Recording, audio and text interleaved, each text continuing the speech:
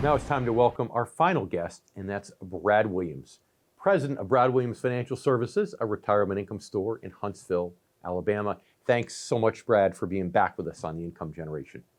Oh, it's great being here, Dave. Thanks for asking me. Brad, it's great to see you all the way from Huntsville. I'm going to hit you right out of the gate, though, with this one. And so, does it make sense if you're taking out required minimum distributions or you're taking out income from your IRA in retirement, does it make sense to liquidate assets to do that? Well, no, it doesn't, Jeff, simply because when the market's going up, that would work real well. But when the market's going down, you're eating into the principal and you're basically having a cancerous growth on your retirement accounts.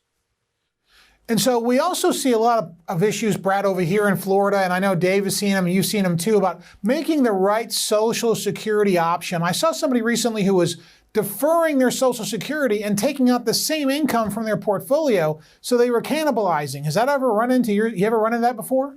Periodically I do, and you got to run those numbers, but so that Social Security should be a good foundation for your retirement income, and then the rest should come on top of it. So running those numbers is real important, and not just shooting from the hip. Well, shooting from the hip, or let's say you just allowing Social Security to increase and taking money out of your savings makes no sense. So nobody should ever do that, correct? Well, as far as waiting on Social Security, if you have income sources, but if what you're saying is waiting to take Social Security and then eating in your IRA, no, I would say, no, you shouldn't do that.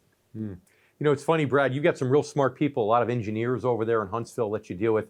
So real quick, what's the most common psychological thing that you come across in talking to a lot of smart do-it-yourself investors who may think they've got it all figured out, but are missing something important?